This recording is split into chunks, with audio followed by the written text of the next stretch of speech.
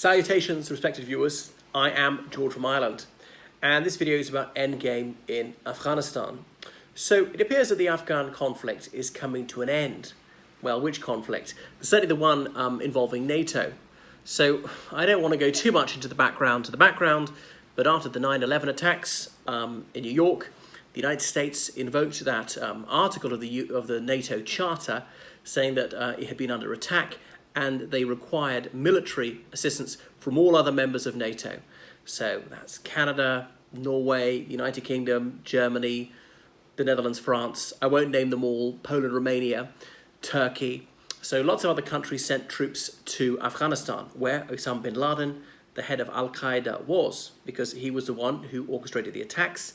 As he acknowledged, he was being looked after by the Taleban, this fanatical Islamist organization that was ruling over 90% of Afghanistan.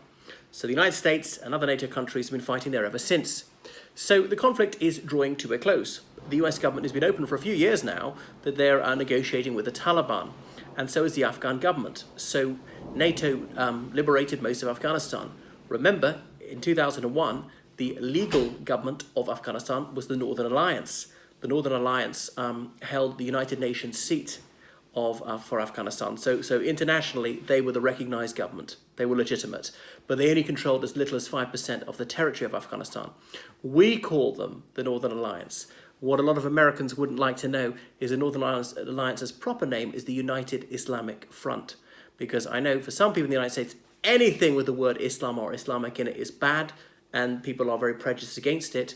Well, you've got to get over it, bigots. Your allies are called the United Islamic Front in Afghanistan. Anyway, so Kabul was taken, the capital was taken by NATO and the Northern Alliance, and democracy was introduced. They held elections, votes for women and so on. The Taliban were really medieval. They weren't your average Muslims. They were extraordinarily oppressive, perhaps the most unfree regime ever. They even outlawed music. But anyway, so women got their rights back, could show their faces and show their hair in public, things like that. But it was still somewhat a Shariat state, like converting from Islam to another religion was punishable by death. But so NATO has failed, and this is America's biggest defeat since Vietnam. The United States has lost very few wars, and not many people in the US or other NATO countries are facing up to this. This is a defeat, right? The objective was to crush the Taliban. Yes, they were driven back. They came back in and took over some of the areas they'd lost control of in the years after 9/11. One of the objectives was, as well as defeating the Taliban, defeating Al-Qaeda, was to reduce heroin cultivation. And the Taliban had actually reduced that to a very low level. And in that sense, it has been a colossal failure. It has boomeranged spectacularly. This has been just an egregious disaster for anti-narcotics. Drug interdiction has really failed. So heroin cultivation is something like 10 times higher than what it was in 2001. And the Taliban get at least 80% of their revenue from heroin, obviously, so that's trafficked to Western countries.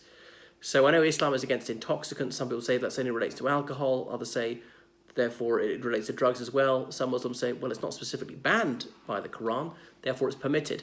They also see it as a form of warfare. We don't care whether we kill the infidels with bullets or with heroin. We still kill them. And if the enemy is willing to fund us, we'll take it. So that is that. The Afghan government, which is elected, is negotiating with the Taliban. So the Taliban, their name means students. They're founded in the early 90s. It's the time of the war of all against all in Afghanistan, really, as in they're students of Islam. So, as I say, they are ultra-traditional. Now, I say this conflict. There's been conflict going since the early 70s. And even prior to that, there was almost incessant warfare in Afghanistan. It's probable that no government has fully controlled the entire land. It's divided into various different ethno-linguistic groups, often subdivided into tribes with chieftains. So it's a real smorgasbord of ethnicities. It's an ethnic and cultural crossroads. So the major ethnic groups are the Pathan people, who predominate in the eastern half of the country. They speak the Pashto language. The same language is spoken in much of Pakistan. There's a province of Pakistan called the Khyber Pakhtunkhwa. used to be known as the Northwest Frontier Province, but its name was changed about 10 years ago.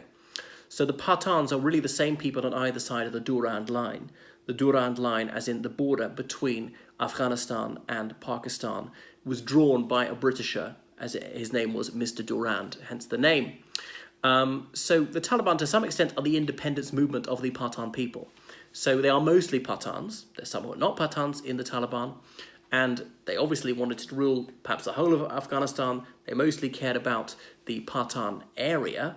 And to some extent part of Pakistan, the Khyber Pakhtunkhwa, but they existed throughout Pakistan. People don't always live in their ethnic homeland. They're a minority elsewhere. Moreover, they care about really an ultra-traditional interpretation of Islam, particularly puritanical type, very judgmental. They're Sunni, but Sunni extremists, as in they absolutely abominate Shia Muslims. Muslims are divided into two major denominations, the Sunnis, so about 80% of Muslims, and the Shia, are about 20%. I shan't go into it, the theology of it, but it's partly to do with who was the successor to the Prophet Muhammad, peace and blessings upon him. The Sunnis, well, they are extremist Sunnis. They don't like some of the more moderate Sunnis or like Sufi Sunnis who venerate Islamic saints. So that's the Pashto ethnicity, and not everybody Pashto-speaking people, the Pathans, not every Pathan supports the Taliban, and indeed the Taliban's got some people who are not Pathan. So they're the Uzbeks, that ethno-linguistic group, and of course there's Uzbekistan, which borders Afghanistan. It's the same ethnic group, spans the border. The Tajiks, and of course there's Tajikistan, which is adjacent to Afghanistan, and again it's the same ethno-linguistic groups on both sides of the frontier. They're Turkmen people, and again this country borders Turkmenistan, so it's the same ethno-linguistic group on both sides of the frontier.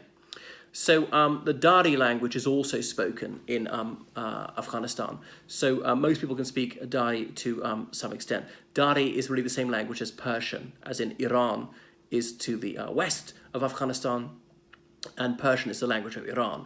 So Dari and Persian are basically the same language. And I think about Tajik, the Tajik language, again, that's very similar to Dari, i.e. Persian. So put it this way, Tajikistan, Iran, and half of Afghanistan speak more or less the same language. So about 90% of people in Afghanistan are Sunni Muslims. There's 10% roughly who are Hazaras, and this ethnic group, they are Shia Muslims. Remember, in Iran, about 90% of people are Shia. So the Hazaras are very anti-Taliban because the Taliban abominate them for belonging to the other denomination within Islam. There used to be a few Sikhs and Hindus in Afghanistan, very unsafe for them. They mostly fled. Those who were there would mostly support the Northern Alliance, because the Northern Alliance were more moderate Sunni Muslims, would say, okay, you're not Muslims, but we're not going to kill you, whereas the Taliban would.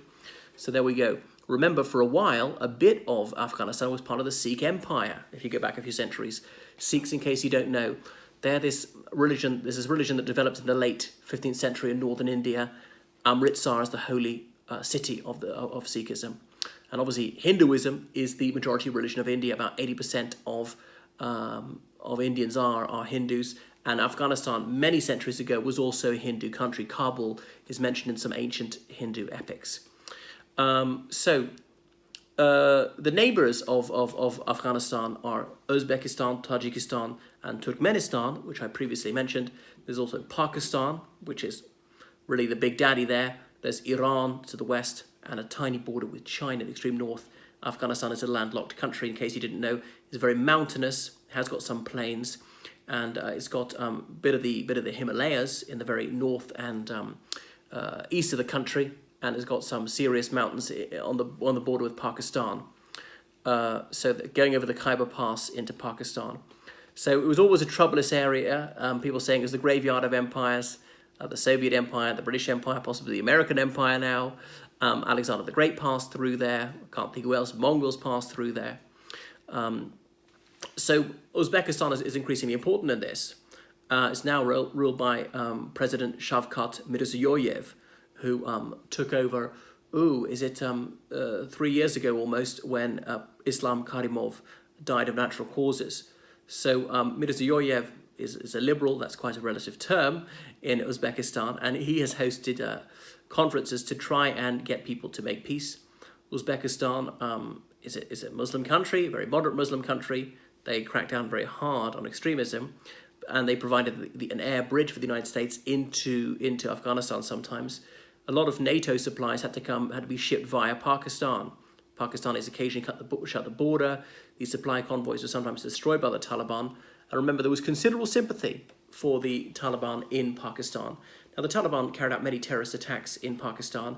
Notoriously, there was that army school where they killed about 100 children a few years ago. But it's not that straightforward. It depends which ethnic group you are. You might be an ethnic group which they mostly drawn from. You might be the other ethnic groups in Pakistan whom they hate, or Shia, or Christian, or something like that, and the Taliban absolutely abominate you. But I shan't go too much into the ethnic smorgasbord that is Pakistan. So negotiations have taken place in Tashkent, the capital of Uzbekistan. It's resuming its status as a regional diplomatic fulcrum. Go back to 1965, and it hosted talks between India and Pakistan to end the Second Indo-Pak War. And indeed, that is where my good Lal Bahadur Shastri died. The Prime Minister of India took ill and died whilst he was there. Remember, Uzbekistan was a Soviet republic, so it was united with Russia in the old days. Did he have foul play, or did he die naturally? I know not. Qatar has also hosted these negotiations, and the Taliban exist openly in Qatar. Remember, the Taliban government was recognized only by Pakistan, the UAE, and I think Saudi Arabia. In Moscow, the Russian government has also hosted these talks, which is slightly curious since the Russian government was dead against the Taliban, said these people are absolutely wicked and must be extirpated. So the American will to continue to fight has dwindled away, really. And President Trump, before he was elected, he vowed to withdraw instantly. Now, he's failed to honour that promise more than halfway through his first term. This is a success, I suppose, he'd like to tout when he's seeking re-election. So what are the major issues for discussion? Well, on the agenda will be probably in this order: security, the economy, trade routes, drugs, and last of all, democracy/human rights. Because the Taliban took over the country when there was bloody anarchy there in the 90s, and some people, I met some Afghans in Pakistan years ago, and they were fairly reasonable people. They didn't cut my throat. They invited me to dinner, and they said, yeah, well, we like them because they restored some very rough justice. There was absolute chaos beforehand, and they brought a semblance of law and order to the country. Before that, you didn't know who was around, which group of bandits was marauding. So there could be some economic development. And some people genuinely like their ideology. It may seem repulsive to us, but there's no question there was some real support for what they were doing. I don't know, it was majority support. So people don't want the Taliban taking over, but then it seems there's going to be a coalition government between them and the mainstream parties in Afghanistan. And don't think that the mainstream parties are whiter than white. Hamid Karzai was president for years with the imprimatur of Washington, D.C. And the law of Afghanistan was precisely what America would find completely unacceptable. Remember, there was an Afghan man who, under President Karzai, converted to Christianity and he was sentenced to death. Now, he was got out of the country, but there we are. Perhaps more American Christians ought to have known that their government was supporting government in Afghanistan which would execute people for converting to the Christian faith. And there are other things, is you don't get very far with honesty in politics in that country or any other. And Afghanistan really has only one export which earns a lot of money.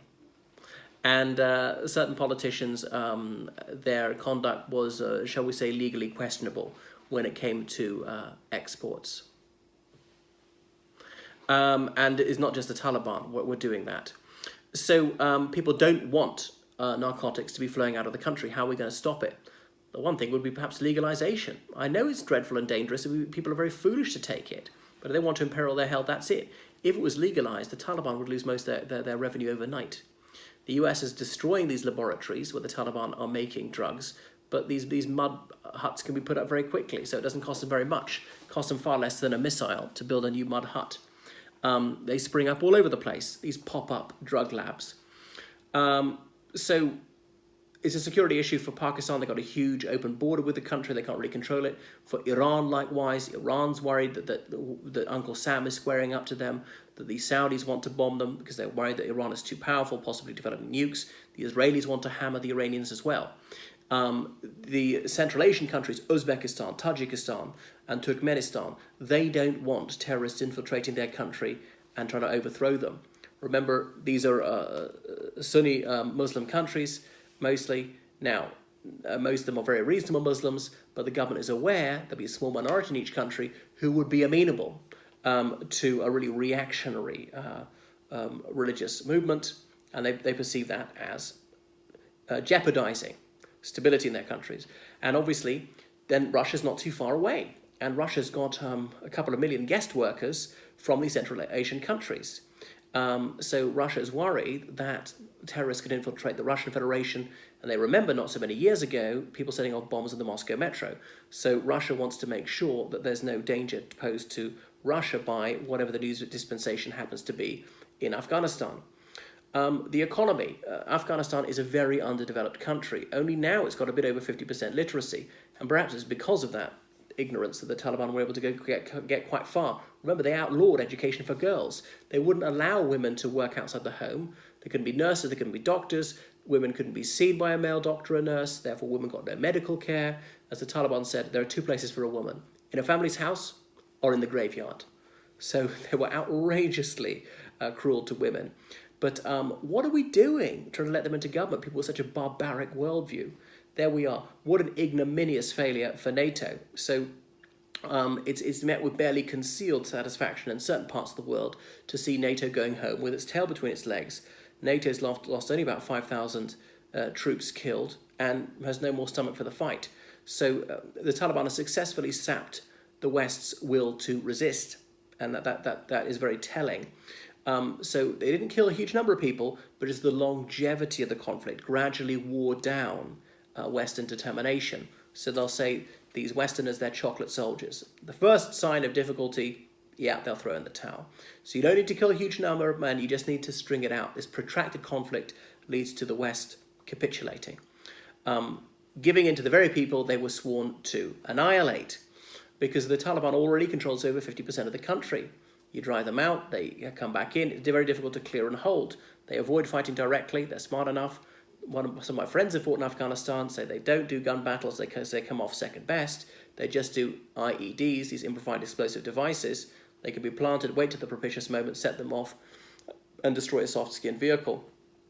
So the economy, there's a poor country, what are they going to do to make it reasonably wealthy? And poverty and desperation leads to people producing drugs, or leads to people joining the Taliban, the $10 Taliban, joining for $10 a month, a small fortune in rural Afghanistan, things like that. Are they allowed to go and work in other countries or what? Indians saw a big opportunity. Well, back in the 80s, there was the People's Democratic Party of Afghanistan ruling the country, as in they were communists. They were in alliance with the Soviet Union. And obviously, they were under assault by the Mujahideen. The Mujahideen was a coalition of about 7 parties, mostly Islamist-inspired. Obviously, Uncle Sam doesn't like to be reminded that Uncle Sam was the paymaster and the armourer of the Mujahideen, some of whom morphed into the Taliban just a few years later. But the government of India had a very cordial relationship with the Afghan government in the 80s, communists. India was dominated by the Congress Party at the time, not communist, but sympathies in that direction. India had a very amicable relationship with the Soviet Union. And remember, India's nemesis is Pakistan. And Pakistan was faced with this nightmare of encirclement, of having an enemy to its east and to its west. So the Indians would like to see a government acceptable to them, not an extremist Islamic one. Obviously, the Indians have got no problems with Muslims. There are more Muslims in India than any country in the world besides Indonesia, but they don't want them to be really reactionary ones. They don't want them to be supporting terrorist organizations in India, because India has faced the scourge of religious extremist terrorism too. So the Indian and the Pakistani objectives here are at loggerheads. Pakistan would like to see it as a vassal state, and some in Islamabad perceive Afghanistan as little more than a satrapy of Pakistan. Now, some Afghanis complain, oh well, Pakistan created the Mujahideen and the Taliban and so on, and they do not want a strong and truly independent Afghanistan. I don't know of any Afghans who actually want to unite with Pakistan. They still have cordial relations, particularly if they're Taliban supporters. Say, we are the cousins of the Pakistanis, sometimes literally the cousins of the Pakistanis, getting married across the border. And say there was no border here really until the British drew it. And what they did was really the vivisection of the Pathan homeland. So trade routes, TAPI is being built. Turkmenistan, Afghanistan, Pakistan, India pipeline. That's what it's called, TAPI. And it's already finished in Turkmenistan. It's already under construction in Afghanistan. And the Taliban have vowed not to interfere with it. And of course, they're getting royalties, transit fees. Afghanistan doesn't have any hydrocarbons and they desperately need it. So it's a rare example of India-Pakistan cooperation. So the Turkmens will love this one because it produces a lot of liquid natural gas. So that will be something for our economy. And if there is peace, if there is stability, it'll be worth investing, setting things up. Now, in some ways, it could be a good place to invest, if only that people were not setting up bombs all the time. Labor is very cheap, there's a huge amount of land, they could have a very lax regulatory framework, they could keep taxes very low, so you can set up manufacturing there, and it's a bit of a crossroads between Iran, which but for sanctions is a fairly prosperous country, there's Pakistan, which is absolutely an enormous market. Remember, there's this Chinese economic corridor being built through Pakistan, part of the Belt and Road strategy. It's not too far from India and so on. So if it had cheap energy, that would really help. It's certainly got a huge amount of space, but it's a resource-poor country. It's not got fantastic agricultural land, which is why it's sparsely peopled. A lot of it's desert, a lot of it's mountain. It's fairly barren. So I'm afraid, so stopping narcotics is a big issue. But as I say, legalization might be the way to go. And it's long been tolerated in this country, particularly if you're selling it out of the country. The Khyber Pakhtunkhwa, that's the very western edge of Pakistan. There's various tribal agencies where the Pakistani government doesn't even pretend to exert the least control. They will control the roads. The moment you step off the road, Islamabad said, we wash our hands of you. The tribal chieftains will decide what to do with you. So it's a really big deal when just occasionally the Pakistani army has intervened there. And in Pakistan, well, it's a fairly dysfunctional country. The army and the ISI are about the only things that actually work. And the army commands a universal respect, partly because of their existential conflict with India, which doesn't really want them to exist, and they're always fighting over Jammu and Kashmir. ISI, by the way, is Inter-Services Intelligence. That's the Pakistani answer to the CIA. It was founded in the early 70s. Why? Why inter-services?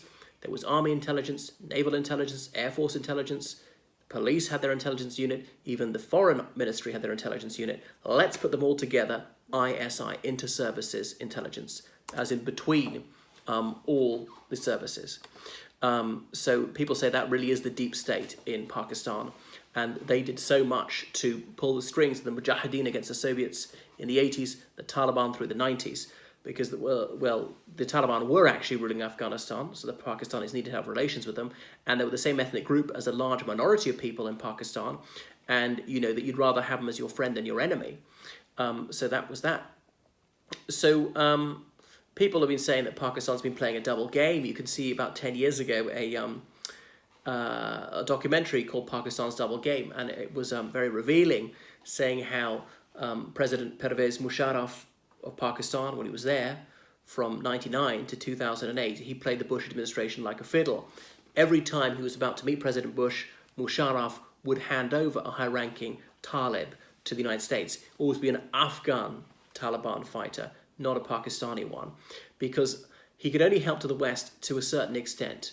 If he went too far, he'd be overthrown. Remember, Pakistan's had a load of military coups. He came to power by military coup, and there was a considerable degree of genuine admiration for the Taliban in Pakistan. Even people who felt that the Taliban were headbangers thought, well, you know, at least they're giving the infidels a bloody nose. So that was that. The people might approve of their suicide bomb attacks against NATO troops, didn't like it when it happened to Pakistani civilians, but there is a huge amount of religiously inspired and politically inspired violence in Pakistan. So we're sorry to say, in that part of the world, life is cheap. So, yeah, Pakistan really doesn't control its own frontier. The ISI was helping the United States a lot. And about 15 years ago, the US seriously considered, would they invade Pakistan, which would be a very serious undertaking considering the Pakistanis got nuclear weapons. But the Pakistanis were grudgingly helping, giving the minimum possible help they could to appease Washington. Remember, after 9/11, the Americans were absolutely apoplectic with rage, and as Colin Powell warned the Pakistani president, you will be bombed back to the Stone Age if you don't play ball. So he had to cooperate as much as he could just to assuage American fury. So, yeah, Moscow did not want to see the Taliban win, obviously, because that would imperil Russia indirectly. Nor were they particularly keen to see NATO win too easily, because that would leave a bitter taste in the mouth. So it's a little bit gratifying to see NATO humbled. So the Russian government can play the honest broker, and it really doesn't want to see these smaller countries in Central Asia toppled, these governments toppled. That's the erstwhile Soviet space. The Russians call it the near abroad. They see it as their sphere of influence. They've got fairly close relationships with all those governments, and indeed some military bases in some of these governments. Remember, there's the Commonwealth of Independent States, which is a successor to the Soviet Union, and most former Soviet countries have joined it. There's also the Eurasian Union of Belarus, Russia, Kazakhstan, and a few more, which is meant to be a bit like the answer to the EU, which is meant to be a common market.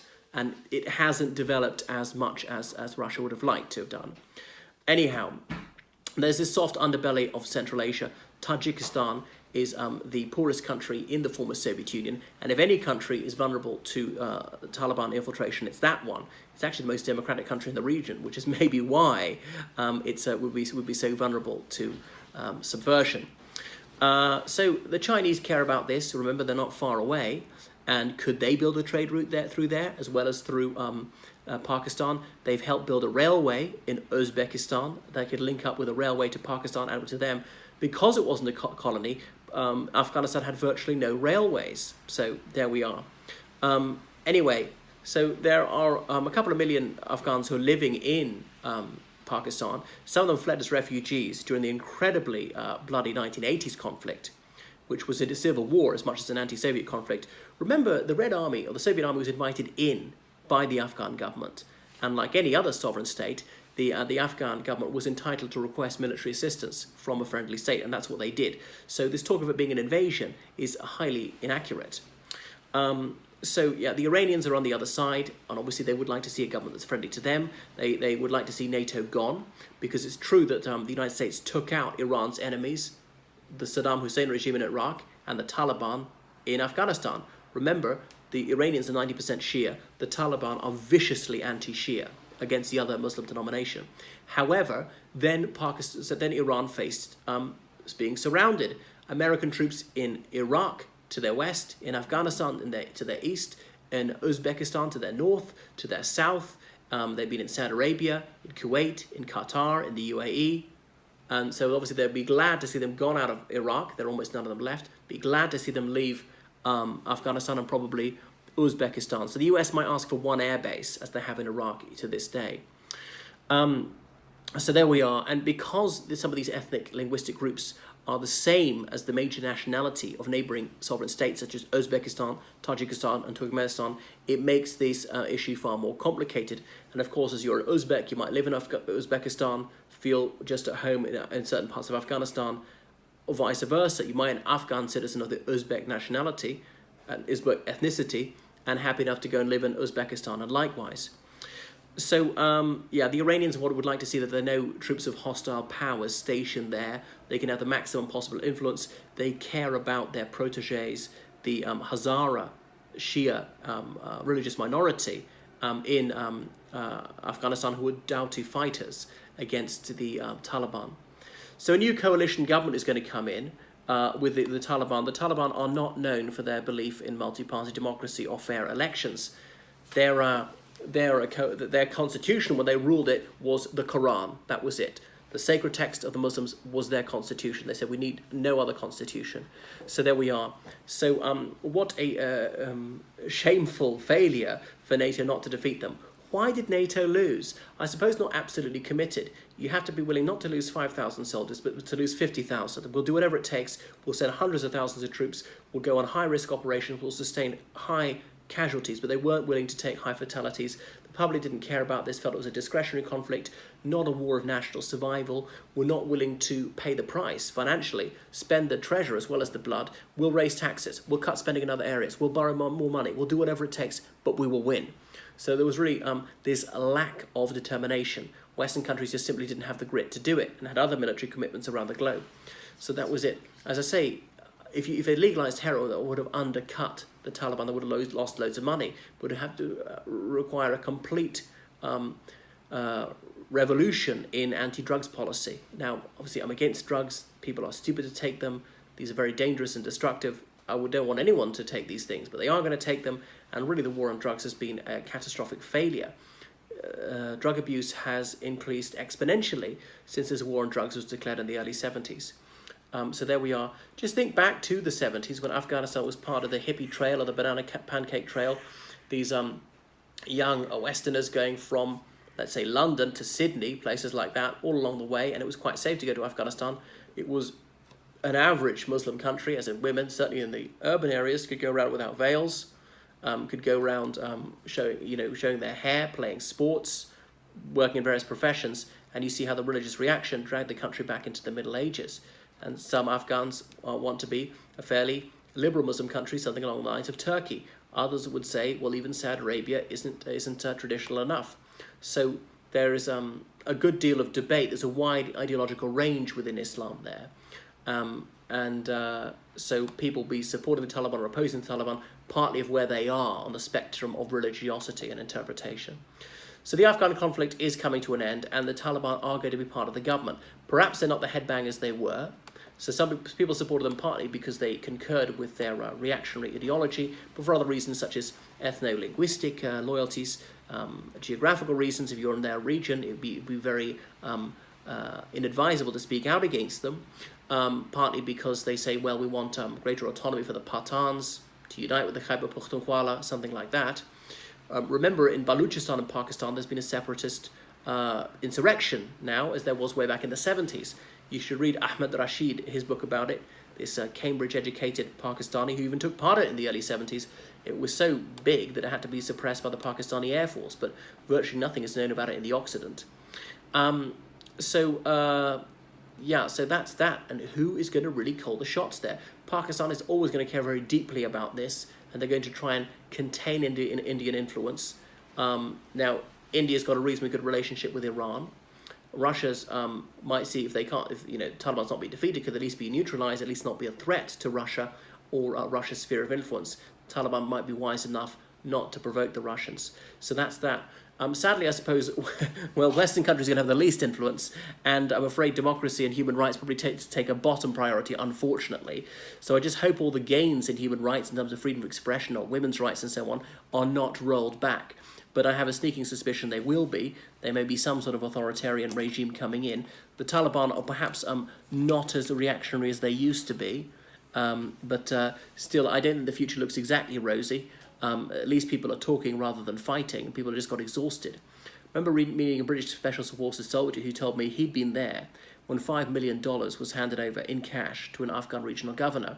Some of it was being handed on to the Taliban to pay them not to fight, which you might say was moronic because they're just going to spend that on arms to fight in another province. But there we are. Because the Taliban was more of an umbrella term, not very united. The Taliban's leadership couldn't control the Taliban very much. So some of them might never lay down their arms. Some of them were reconcilable a long time ago. So there we are. They're not great reason to be optimistic. There might be less fighting, but Afghanistan is certainly not going to turn into Switzerland anytime soon.